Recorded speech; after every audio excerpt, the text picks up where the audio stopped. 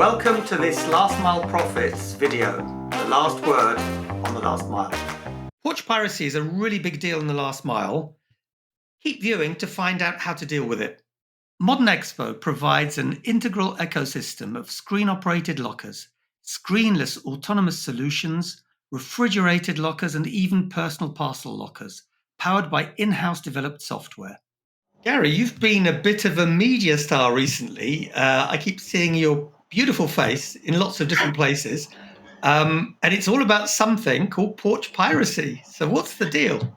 Well, yeah, so my colleagues in the marketing department and the PR department here at Quadient did a freedom of information request to all the police forces in the UK and to ask them specifically about theft of parcels from property. And we've got some really, very interesting results. The first thing that is really obvious for the nerds like us is the data is appalling. There's no consistency in the way it's recorded, and there's no reliability in the way that it's presented. But even within that, where police forces have been collecting it for a while, there's been something like a 500% increase in the reporting of parcel theft from properties over the last 4 or 5 years. Wow. But Gary, tell me, because this has always been a big deal in North America. And, you know, there isn't a year that we don't hear around about Christmas time about the millions and millions of parcels that have been nicked there. But do you think it's something that has become more of an issue, or is it more that people are being aware of it and reporting it more in the UK? I think, well, hopefully it's going to be the reporting more. It is increasing. So, and it's increasing in a few different ways. One of them is the kind of the opportunist thing. This is created by pressure at peak. You've got temporary drivers who are from the gig economy, maybe not as experienced, maybe not as professional, shall we say. They'll take a chance. They'll leave it on a doorstep in plain sight, or they'll put it over a fence or in somewhere that is probably less than secure. And unfortunately, these things are taken. The data says that 25% of all these thefts happen at peak, but as we know, 25% of all parcel deliveries actually happen at peak. So the frequency of occurrence isn't much higher, but it is growing as a trend as time goes by. In New York, for example, you talked about the US, the Department of Transport said that there are 90,000 thefts a day in the 5 boroughs of New York during the peak period, which is just, that's 45 truckfuls of parcels every day stolen. But the US is really UK from my recollection. It's pretty good in terms of leave safe, leave with neighbour. What happens in the US, certainly when I was around, is literally it's left on the doorstep or in a apartment building in front of the apartment door. So basically, anyone walking by can grab it. So yeah, we don't have anything like that type of issue, but it's still growing. The other one, there was a paper story in the paper today from the Times saying that one of the police forces in the UK were targeting people that were attacking vans. So not only are people the sort of kind of opportunity crime, they're following vans and seeing where parcels are left and taking them sort of systematically, and now they're also attacking vans and attempting to take parcels in bulk from the back of vehicles.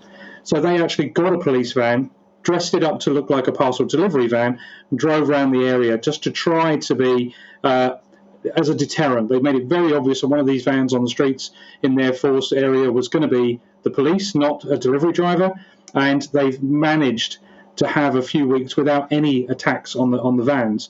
But it's a pretty appalling state of affairs where that's a way to make a living. It's awful. Absolutely. Was there, other than that, was there anything else that you came across while looking at the topic that was particularly interesting? I'll just make one point about the police ban. I've looked at this a couple of times in the past, and one of the issues, unfortunately, is quite often it's an inside job. So you have someone on the inside selecting the vehicle that has the most, if you're doing a van attack, as it were, inverted commas, someone will say, this is the van to go for. So I'm not saying it's always the case, but I would say that could put a scupper in the works for the police plan, although I think it's a great idea. But is there anything you've come across other than that you think was particularly unusual, interesting, weird? Well, the main thrust of what the press interviews that we had was, what advice can we give to consumers to try to reduce the chances of them becoming victims of this crime. I was always at pains to point out, I don't think it is always the victim's responsibility to try to avoid a crime happening to them. A lot of this sits firmly back with our friends and colleagues in the carriers. Better training, better instruction, be clearer what is acceptable and what isn't acceptable in terms of delivery. And obviously, we didn't lose the opportunity to say, well, if you think you might be at risk of this, why not use an out-of-home delivery option? Why not use your local PUDO? Why not have stuff delivered securely to a parcel locker and just take the risk out of the equation? So we were quite...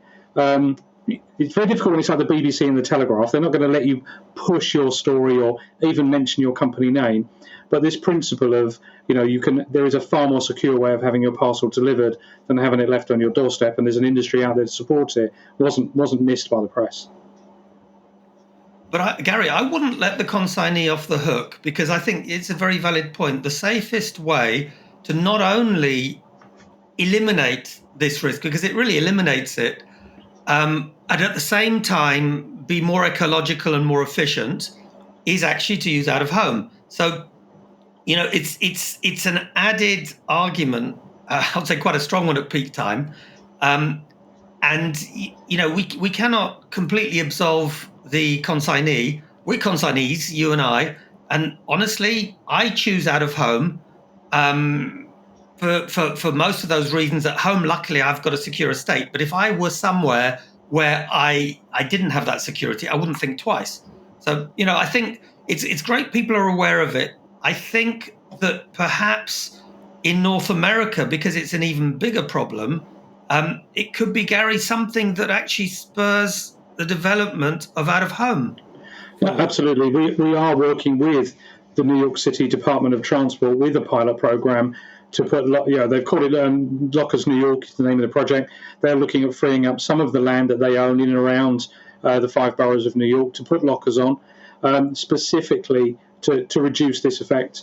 They've taken a very principled stand, and not only just on porch piracy, but as you say, on the environmental impact as well. It's their responsibility to drive down vehicle usage in the city, to try to make the streets less congested, and they've really seen the opportunity there from parcel lockers.